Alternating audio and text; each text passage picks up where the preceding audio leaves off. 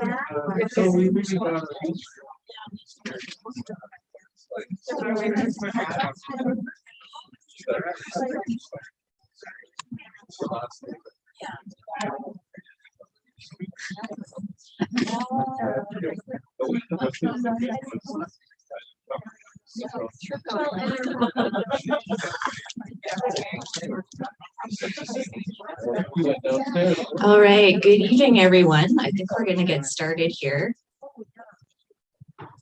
My name is Rhona McAdam. I'm the events coordinator for McNally Robinson Booksellers in Saskatoon. Tonight's event is coming to you live from Treaty 6 territory, the traditional lands of the Cree, the Saulteaux, Dene, Dakota, Lakota, Nakota, and Métis nations. I'd like to say a special hello to anyone who is watching the live stream tonight.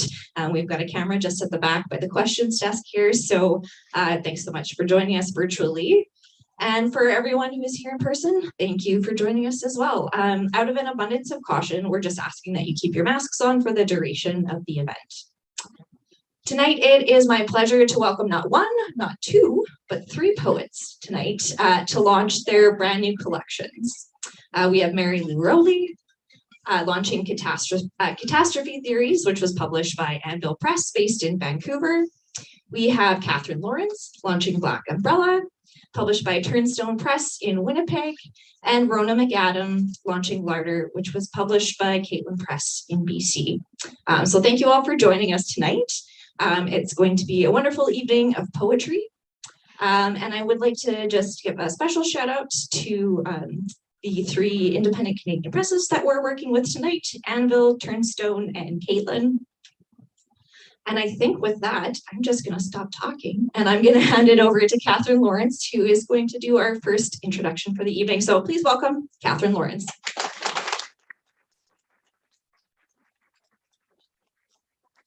Ronan, thank you everyone for coming. This is an absolutely tremendous turnout. It's my great pleasure to introduce Rhona McAdam. She's here with us tonight from Victoria.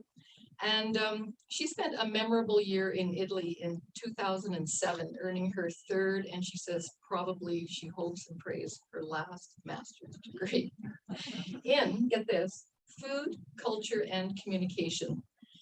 She's been teaching eco-nutrition and gluten-free baking at the Canadian School of Natural Nutrition for the past 8 years, and she's a poet on top of it. 3 of her past poetry collections were published by our own Thistledown Press, and she spent many happy years hobnobbing with Saskatchewan writers at St. Pete's over winter retreats, which is where I first met Rhona.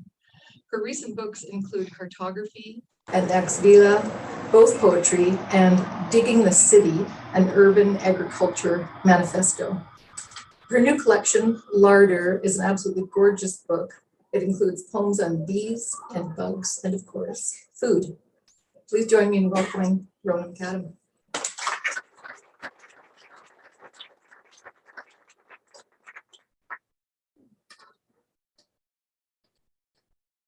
Thanks, Catherine, and thanks to all of you for coming. It's lovely to be back here. I haven't been to Saskatoon for many years, and I can't remember the last time I was here, but it's good to see some familiar faces in the crowd. As Catherine said, I did spend quite a bit of time at St. Peter's in the winter, enjoying watching a blizzard outside where when I didn't have to go anywhere or do anything. It's wonderful. And I did squeeze a poem in about a tour we did of the root cellar there, which I thought I'd start with since it's the larder. And I may have made some stuff up about it, but this is what I remember. Abbey root cellar, February. The kitchen door divides the clatter and perfume of dinner from a silent underworld. We follow the sloping floor to a hive of low ceilings and rooms cut from summer soil, step soundless on packed earth as if walking the monastery's grounds, pacing out prayer with the brothers. A trail of light flows from dark to dim to a pale bulb swinging from its rope. In the room of potatoes, the frost seeps upwards, turning their flesh soft and sugary. There is an urgency to their use. In the room of carrots, we feel them beneath our hands, breathing through sand, root hairs seeking moisture and solid earth. Tall jars on long shelves in all colors. Preserving is work, and work is prayer, and this is a wall of it. Each summer, the monks make jam from the orchard fruits, pack tender bodies in syrup, pickles, kraut, peas and beets and beans from the gardens. The year has passed its midpoint. Gaps mar the patterns like lost teeth. Above us, the work carries on, vespers in the chapel, chants, losing threads each year, time overtaking the garden, its form a shadow beneath the snow, custodians moving more slowly than winter. There was an unfortunate time there when they stopped serving gravy with the chicken, roast chicken dinners. This did cause us some distress, and all I could do was write about it. Gravy. Who'd want to live in a world without gravy, which makes all things equal on the plate, which gives potatoes a smooth ride, which comforts the meat it came from? If gravy were the world, there'd be no war, just happy islands in a savory sea. We'd all be warm enough in our blanket or brown. There'd be no need for knives. We could curl forever in the wombs of ladles. Floured or cornstarched, thickened or reduced, let it line your plate like the fabric of childhood, and sign its name on the Sunday roast. Let it swoon in your Yorkshires and kiss each vegetable goodnight. Okay. I'm not pining after gravy. I'm probably found in the summers out picking blackberries. I come from a long line of berry pickers, and I'm writing here about the native blackberry on Vancouver Island, the trailing blackberry, not the big monster Himalayan blackberry that's invasive there. This is called wild. The smallest of the fruit cellar are always the sweetest. And seeking this, I have flayed my arms in the woods all week, following the hooked green path of vine, the violet crumbs of the trailing blackberry. Sparse and elusive, it takes an eye to find them, an age to fill the picking bowl. They must be rolled and gentled from the branch. One wrong move and they bruise, weep their thin red honey. Sorting them from their crowns of fluff, their grass seed wreaths is work for elves, microscopic, maddening. Their flavor is catastrophic. The palate experiences rebirth. Lust sends appetite into the woods to prey.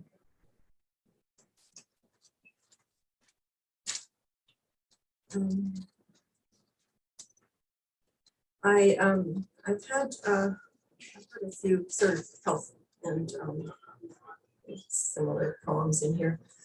I've had two torn retinas, never detached retina, thank heavens. And this is a poem to one of my tears. The other eye. One night I stepped into a darkness that crackled with non-existent light, flashes in my periphery that illuminated nothing. By morning they were gone, then my gaze muddied without cause. One speck spattered itself where only I could see. Now the stars in my other sky drift in a snarl of threads, meteor trails of blood and vitreous. From here there will be birds in every sky, distant and elusive. My own private climate change, one eye's glaciers melting as the world ages within.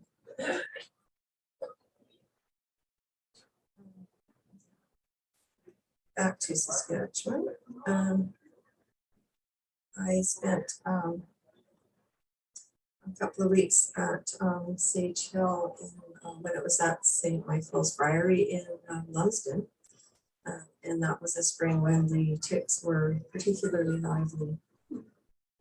We were told not to worry, that they were poorly motivated and slow moving. Just kind of true, I guess. And so they were everywhere. We'd be sitting in the chair and somebody'd say, "This," and we were sending reports to each other as we got back from our respective homes, saying, "I found one in my suitcase. My kids want to adopt it as a pet. I found 3 and it was on the plane." Anyway, so it was very freaky, and all I could do was write home about it. Evolution of the tick. They wear their sex on their backs. Their waistbands are infinite. Their DNA wraps them around grasses, leaving 4 arms free for the ride. They slide between leaves in our books, stopping to blacken a favorite word. They are messengers of heat and heartbeat. They slip 8 legs and a metaphor under our doors, pause in postures of creep on night's walls. On us they crawl indiscernibly upwards, males tangling in the long grass of our thinking caps, seeking the anchored female in an ancient quest. Sex and blood, sex and blood. So we're keeping our reviews short, so I'm going to close now with my only attempt at a translation. I'm actually here to go to the ALEC conference, the Association for Literature, the Environment and Culture in Canada. And I encountered the author of this poem, Juan Carlos Galeano, who's a Colombian poet living in Florida, at an ASLE conference, which is the American cousin of ALEC. And he read these poems in Victoria. He had a collection of Amazonian folk tales that he read. And so this one is called Table, from the Spanish Mesa. He read it in English and then gave me his book in French and Spanish. So I was able to muddle through. The language was pretty straightforward. Table. The table often dreamt it was an animal. But if it were an animal, it could not be a table. If it were an animal, it would have run with the others when the chainsaws came to take the trees which would become tables. In the house, a woman comes every night and passes a warm cloth over its back, as if it were an animal. On its 4 legs, the table could run away from the house, but it thinks of the chairs that surround it, and it knows an animal does not abandon its young. What the table likes best is when the woman tickles it while she gathers the breadcrumbs left by the children. Thank you.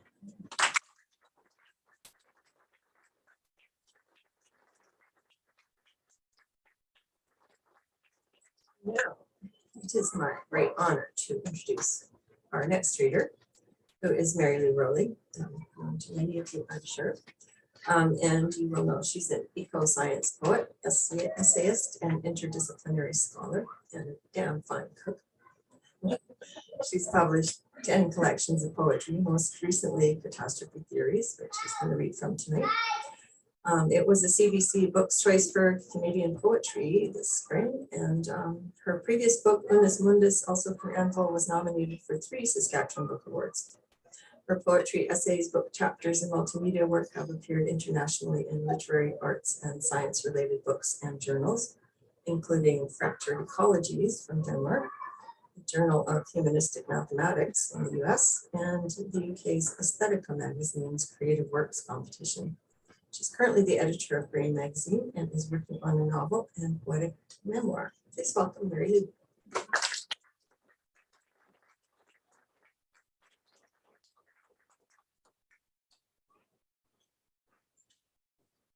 Thank you so much. I'm muted for a second there. I'm not muted now. Oh, you are. Now I'm live. Yes. Okay. Thank you, Rhona. Thank you, everybody, for coming tonight. This is so exciting to see so many people live and so many old friends and faces that I haven't seen forever. I want to thank Anvil for this wonderful, gorgeous book and the Sask Arts Board for supporting my work. So I'm going to start with one of my favorite poems in the book. And the first section has a lot of poems based on dreams or dream imagery, and some poems where I wake up with a phrase, not necessarily associated with the dream. And this is one of them. Samantha, it's taken. It was there under the bush. I heard it rustling, but now it's gone. Perhaps a moment like ice before melting or a leaf before it drops, or emerging from sleep in a dream of a pregnant ballerina levitating, the beautiful weight of 2 bodies hovering together in the air the moment before you awaken, or the muffled mewing of a small animal, a featureless furry creature abandoned or lost or running from the hunt. Or maybe it wasn't there at all, just a figment in time or of a time gone by so swiftly that we forget to look in the small places for questions or answers or whatever might be hiding there, lost and forsaken. Do you hear that? A chirp or twitter, small phonemes of fear or frenzy. What you feel when the door slowly opens behind you and the hinge squeaks slightly, and you know nothing is there but the voice in your head that breathes down your neck, a shrill little laugh behind your back when you turn to look, but are mistaken.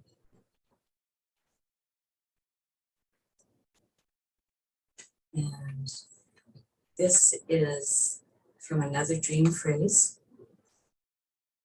You'll recognize some of the characters. So many ways to dance with death.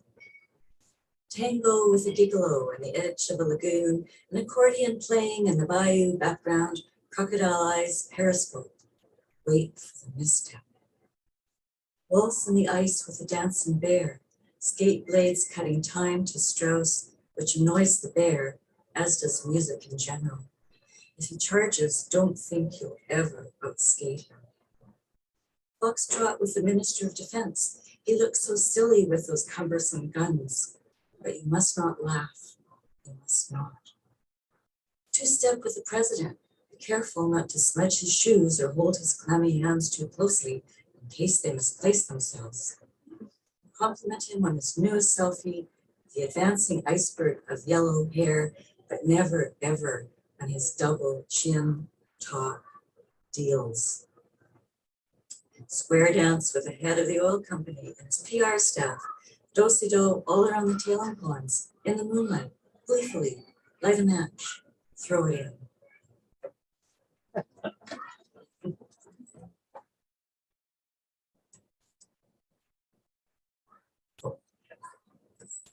Okay. Okay, so the next poem I'm going to read is from, let's skip that one.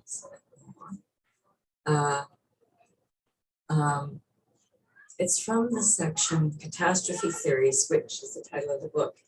And that's taken from mathematician Rennie Tom's study of dynamic systems and abrupt changes in fluid dynamics and dynamic systems. And I suppose we could consider climate one of them. Anyway, this is called On Diophantus's Arithmetica after Paul Dutton. And the first two lines are mutated from Diophantus. A wanting and a wanting yields a forthcoming, and a forthcoming and a wanting yield a wanting. Oh, and I just have to say that Rhona and I were bemoaning the fact that we didn't have any love poems in our books. This is as close as this book is.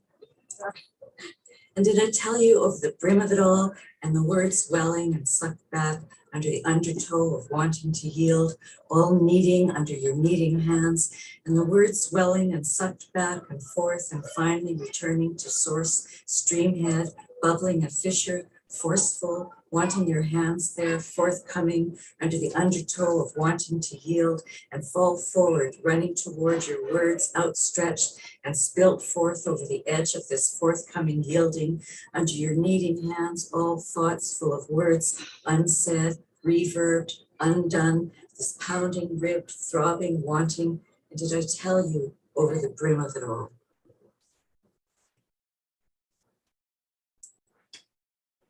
And so I am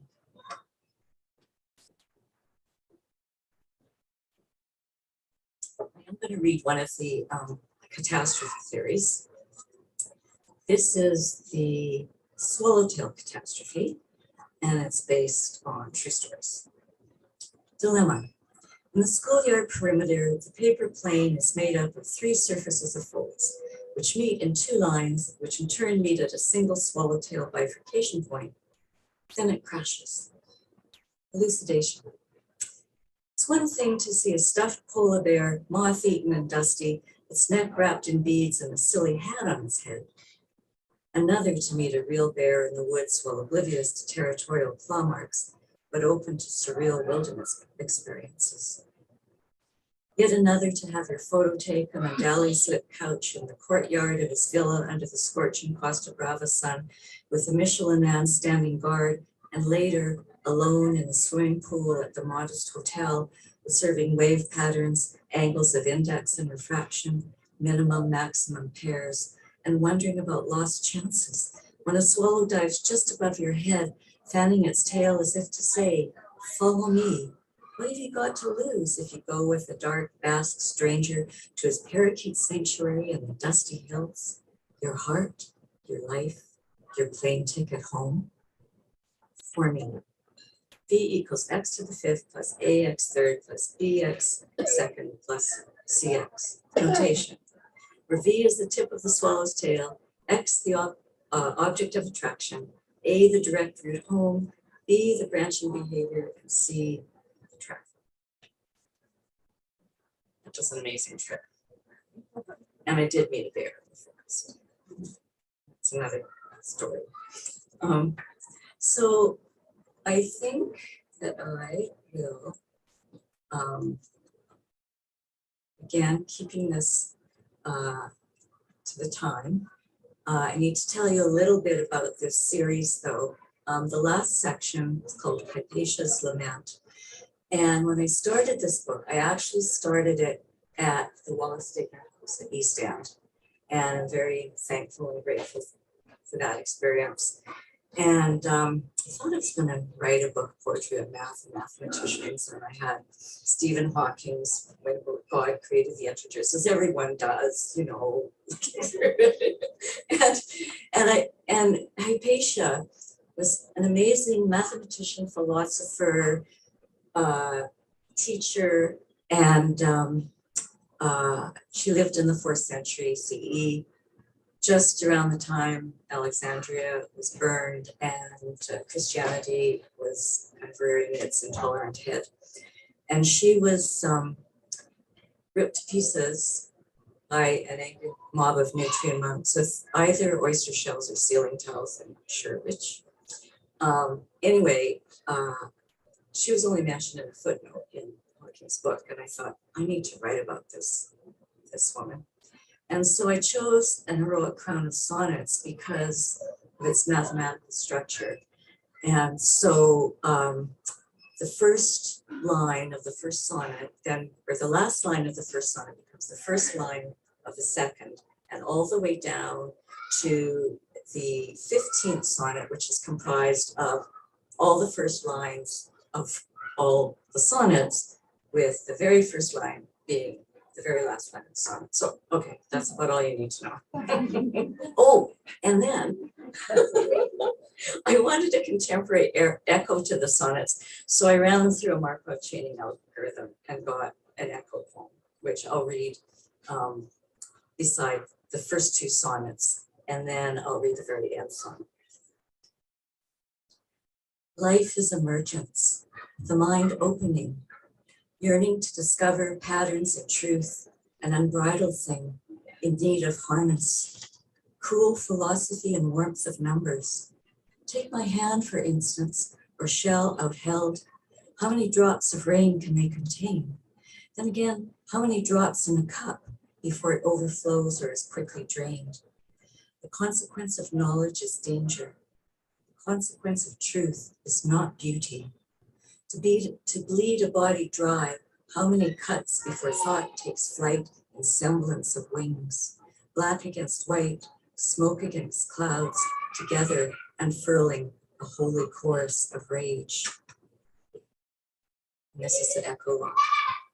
A shell in hand is a shell in flight, is a shell fight of cruel cuts, many flows, many hands. Life in danger patterns. Shell flight as shell fight is a thought as in truth before opening, before consequence, not knowledge. Beauty needs consequence, a can of white emergence. Clouds rain the thoughts in, smoke in a shell fight is the thought drain, the stance of wings is the thought, is flight. Unfurling a holy chorus of rage in the rips and folds of my garments.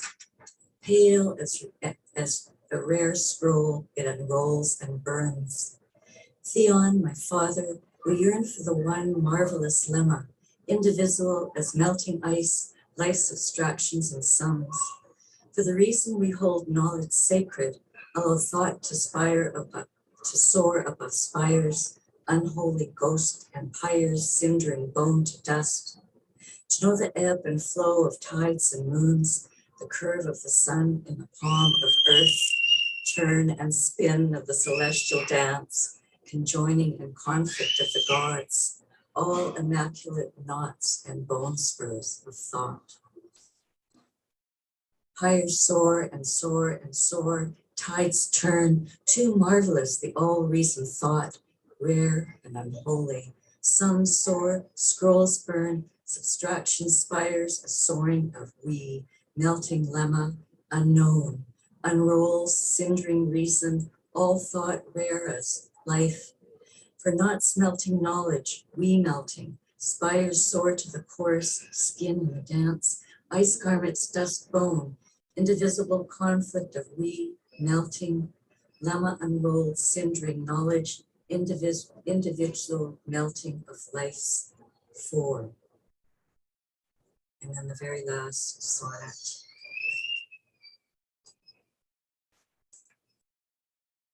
Unfurling a holy chorus of rage in immaculate knots and bone spurs of thought. Vital as fire is to body's blood, wisdom's weapons become fire's desire. Three gods in one equilateral trick, as hypocrite sun glints off chalices and gifts of reflection render beauty. Integers tantalize like wine, like tongues, while I hold your head in my lap and sing. Entranced by transcendence is how they know out of the hexagon honey flows, inflaming persuasion, numbing reason. Illume my path to the unbounded edge where life emerges and the mind opens. Thank you very much.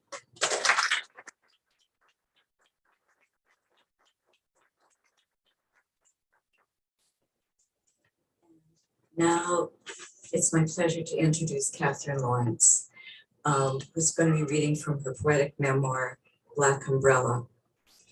It's published by Turnstone Press and is Katherine's fifth book. She has also published 2 chapbooks and written for the stage. Katherine holds an MFA in creative writing from the University of Saskatchewan and is a former writing resident at the Saskatoon Public Library. Her award-winning middle grade novel in verse, Stay, was recently re-released by Shadow Paw Press. Katherine left the deep valleys of Niagara Escarpment over 35 years ago to live here on the prairies. She and her husband, Randy Burton, have 2 daughters, and she mentions her family, like all of Katherine's work, Black Umbrella explores the dynamic and ever-changing contemporary family. Welcome, Katherine.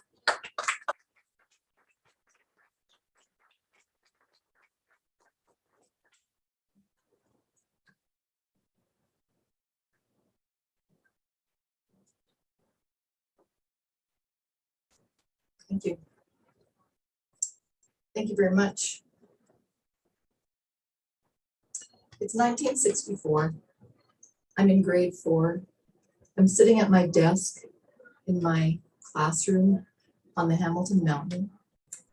Everyone has gone home for the day.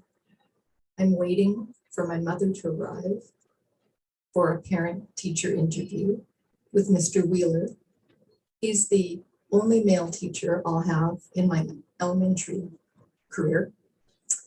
And I'm coloring and keeping an eye on the door. I'm going to just read an excerpt from a longer prose piece called My Beautiful Mother. I hear the click, click, click of high heels announcing themselves against a hard linoleum shine, dulled and restored every day. Mr. Wheeler rises to his feet as my mother pauses, slender as a comma, inside the door frame. His eyes widen, and for a brief moment, I see what he sees. A woman posing in black heels, polished to Crayola brilliance, long silky legs disappearing beneath the navy blue hem of a trench coat belted tight at the waist, long sleeves, collar up. Her wide smile, white straight teeth, big hazel eyes, black hair styled by the hairdresser she visits every Wednesday. Nardina. Oh man, how could I forget? She's late for the parent-teacher interview because she's just come from the beauty salon. Long after I've had daughters of my own, long after I've learned how to draw boundaries around the men in my mother's life, the men who looked, the men who phoned, the men who followed, I will continue to wonder if she drove the speed limit that day, if she lingered at stop signs, calculated the entrance to arrive at the weekday height of her uncommon beauty. Or maybe the entrance was for me. Maybe I was supposed to watch, observe, and appreciate the lessons she gave me at home, how to turn and walk and smile, not slump and complain and suck my thumb. Mr. Wheeler doesn't look away. Dark shoes, coat, hair, the long line of brass buttons, the singular touch of deep pink on her lips, a faint blush rising to her cheeks as she lets him, invites him to take his time. He coughs into his fist, seems to remember why my mother is here. He offers her an adult-sized chair brought in from the staff room for the interviews.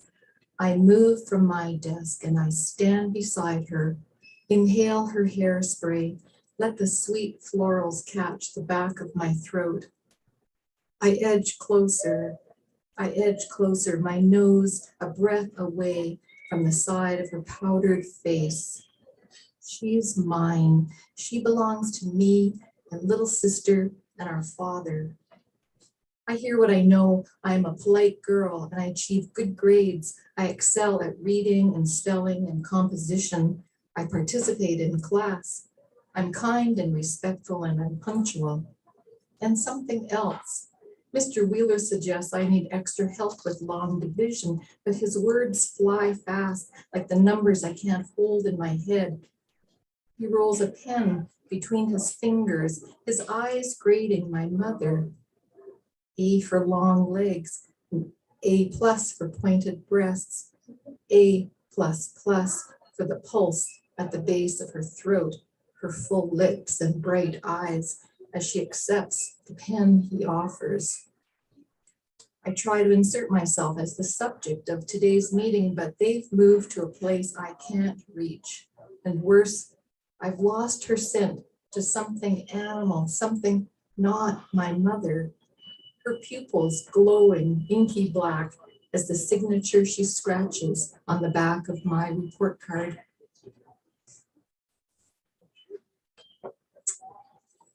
So I'll move to a poem called Nothing Grim, Grimm.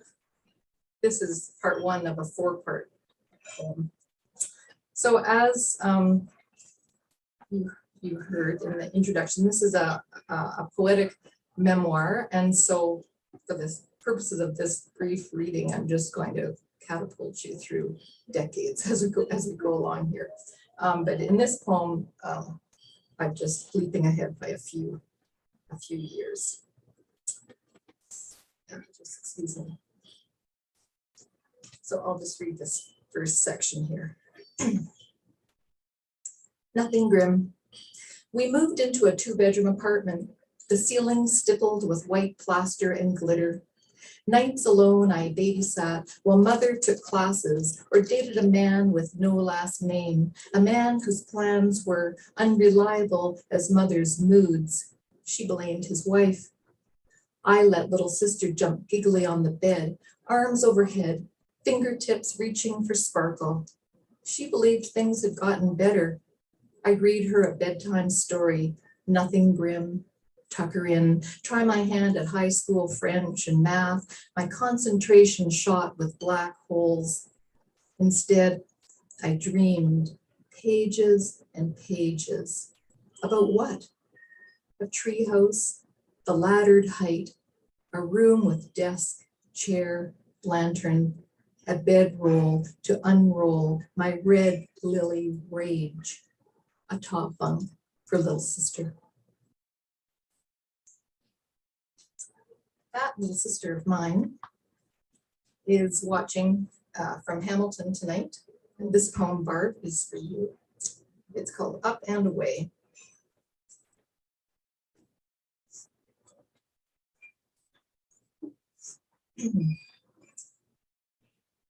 Up and away.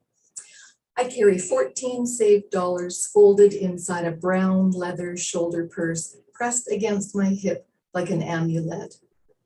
I do not know the word amulet. I know not to lose little sister in the wool-coated, overheated crowd.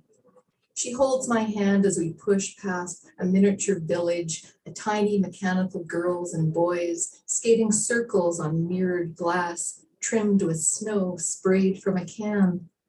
We ride the up escalator to the top floor for a better view. 8 life-size reindeer mid-flight.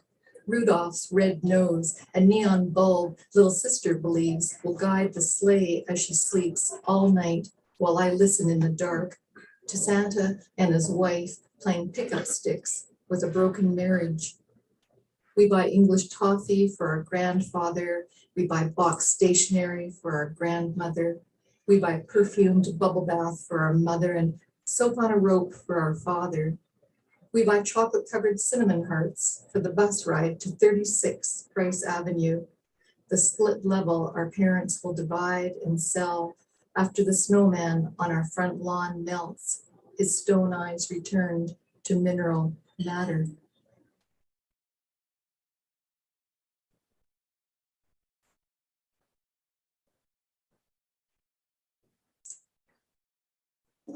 Excuse me. Reaching the wrong pockets for the ever necessary tissue. No COVID. Promise you. The heart wants. I am 19 when I meet him, 29 when I finally agree he's right. What kind of a man waits a decade for a woman? I don't know. No, wait, that's a lie. The better question is this: what took me so long? I was more rabbit than girl in those days. Small game sensing danger, twitches its ears and sniffs the air, bolts. My knack for survival born of a mother who assumed I'd fall for the same trap. She warned me, packed me off with a flashlight, a kiss, and direction. Earn your own gold, she told me. I traveled both poles, trekked alone to better, harder jobs. Wrote while he wrote letters and phoned me long distance, a friend who dialed into the heart of the matter. What was the matter? Not a thing. I needed time. Time to fall in love with my body, my voice, my brave, sure-footed animal self. I think that was the love poem that we've been missing tonight.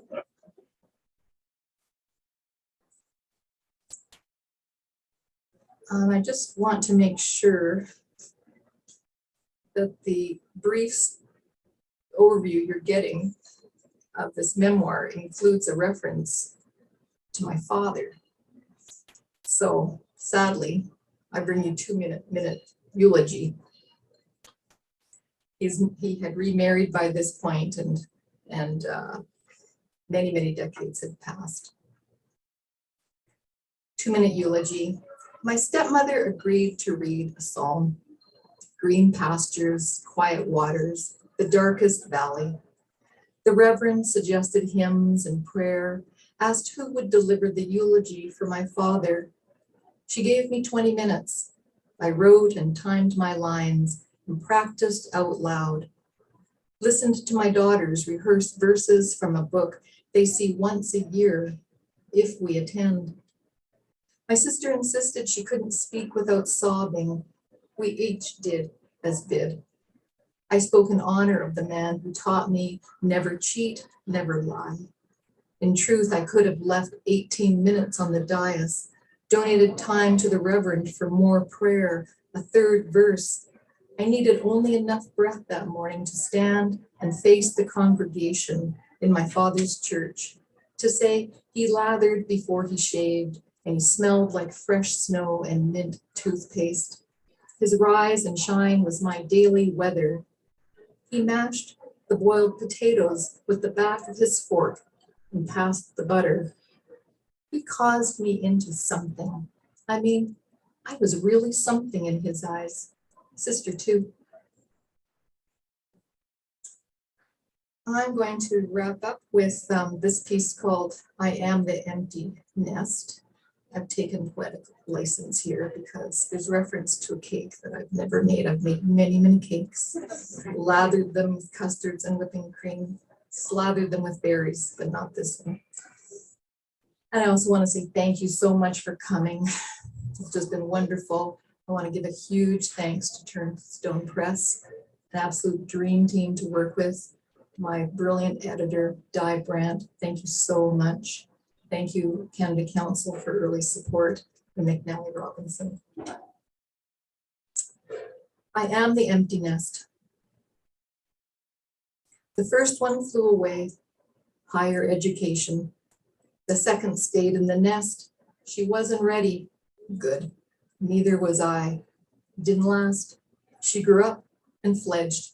If there is a better metaphor, I don't know it, haven't heard it. I am every cliche in the book.